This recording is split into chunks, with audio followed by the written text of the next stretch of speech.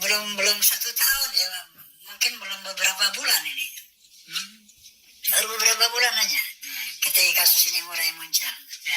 Bang Haji, assalamualaikum. Waalaikumsalam. Ente tuh habaib. Ente tuh Habib ini. Ente mesti datang ke Rabitoh, ya, harus terima sertifikat. So dia bilang kalau nggak salah hari Senin ente ke sana Bang Haji. Yang bayarin sertifikatnya ente nggak usah bayar, ane bayarin. Wah. Nah ini saya terpikir, kenapa di Ponorogo dihabibkan? Kenapa Imam Bonjol dihabibkan? Kenapa pahlawan-pahlawan Aceh dihabibkan? Itu dalam rangka mau mengklaim bahwa Indonesia dimerdekakan oleh para habaib. Ternyata saya pun mau dibalikan. Assalamualaikum warahmatullahi wabarakatuh. Bismillahirrahmanirrahim. Allahumma sholli ala sayyidina Muhammadin wa ala alihi wa sahbihi ajma'in, amma ba'du. Ja'alanallahu wa iyyakum min ahli khairi was sa'adah fid dini wad dunya wal akhirah. Wa sahhalallahu umurana wa umurakum wa umur ummati Muhammadin sallallahu alaihi wasallam fi sa'iril alam khosatan fi Palestin wa ghairiha. Amin Allahumma amin. Sudah viral videonya bagaimana Bang Haji bercerita, bahkan bersumpah bahwa beliau ditelepon oleh seorang Habib, ditawari untuk menjadi Habib atau mengambil buku nasab di Robito Alawiyah. Bahkan mau diongkosi atau mau ditebuskan sertifikat atau buku nasabnya itu. Ini memicu pro kontra karena muncul narasi-narasi dari para komentator bahwasanya seolah-olah Robito Alawiyah itu bahasanya itu nasab ini bisa bisa diberikan kepada siapa saja, apalagi ketika Bang Haji mengatakan bahwa peristiwa itu belum lama. Nanti saya bicara secara fikih ya, tapi pengantarnya dulu. Kejadian itu baru beberapa bulan yang lalu, artinya sudah ada isu nasab ini. Sehingga muncul juga narasi-narasi jangan-jangan mungkin dianggap Bang Haji ini mengancam sekali dalam masalah nasab, atau berpotensi untuk bisa mengangkat nasab Alawi di publik sehingga mau dirayu gitu, mau dijadikan Habib atau bagaimana. Itu tidak penting narasi-narasi begitu ya, itu orang berasumsi. Silahkan ya, namanya orang berasumsi. Tetapi kita tarik ke masalah fikih misalnya. Saya akan bicara tentang bagaimana aturan fikih ya, atau aturan al-qadhi ya, aturan bagi seorang hakim ketika ada klaim ya. Walaupun kasusnya sebetulnya ketika kita mengklaim barang itu milik saya, ada barang yang dalam penguasaan orang terus kita bilang itu milik saya, itu namanya iddia, mengklaim.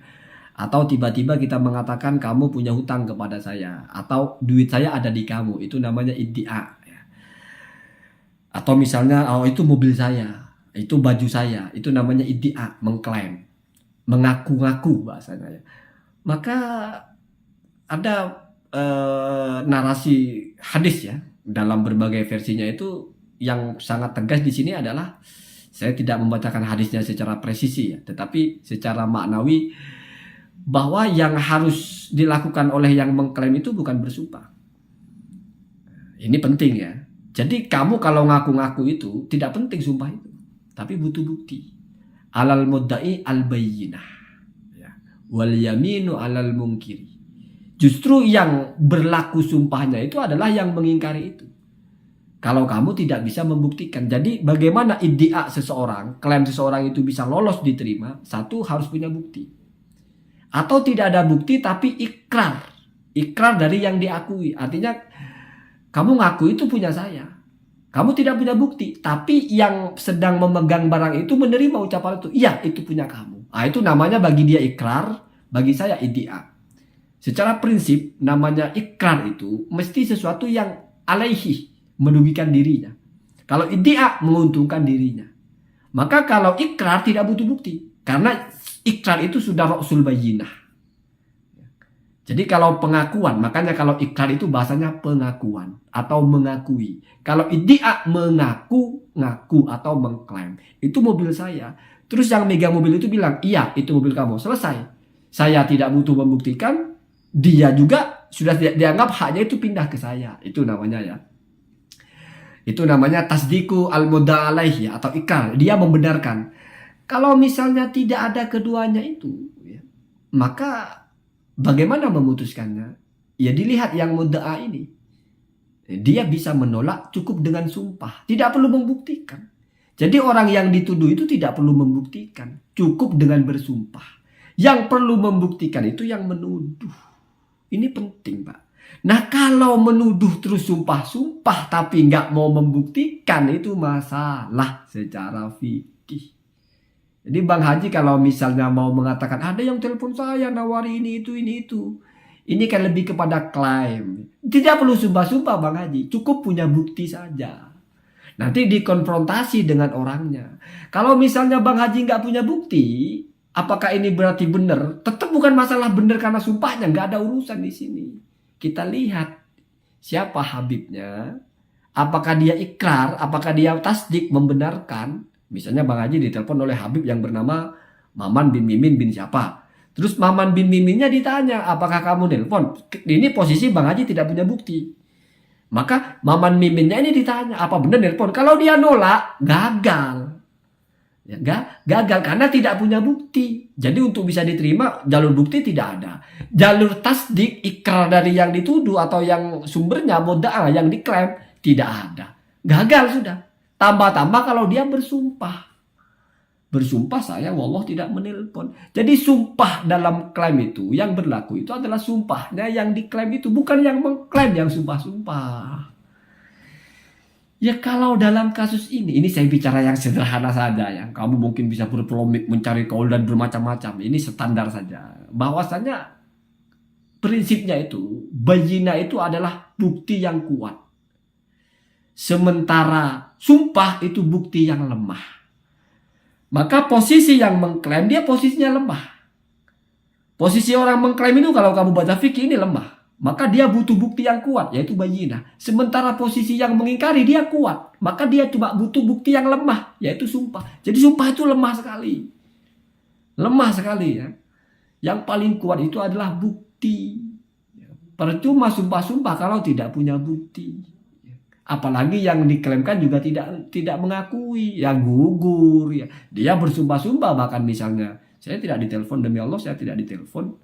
Bahkan kalau kita meminta, kamu berani bersumpah? Berani sumpah, selesai masalah, kalah kita. Lalu bagaimana kalau ternyata benar di hadapan Allah nelpon tapi dia bohong? Itu sudah urusan dengan Allah, Pak, bukan dengan fikih. Ada kasus, ada Al-Hadrami ya, di masa Rasulullah dengan Al-Kindi atau apa? Dari suku Kindah kalau tidak salah. Ada suku Hadrami dengan suku Kindah. Suku Hadrami ini punya tanah. Kemudian diambil, digosok ya. Gholabani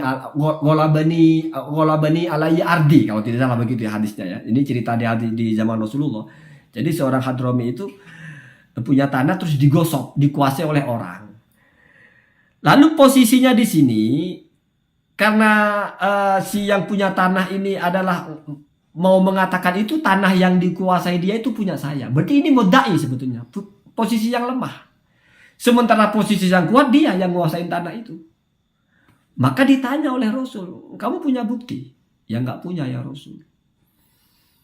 Ya kalau kamu tidak punya bukti, maka ya tunggu dia bersumpah. Maka kamu boleh menuntut dia bersumpah. Bukan kamu bersumpah-sumpah, bukan. Tapi kamu tunggu aja dia bersumpah. Kalau dia bersumpah itu milik dia, jadi. Karena kamu tidak punya bukti. Kamu posisinya lemah di sini.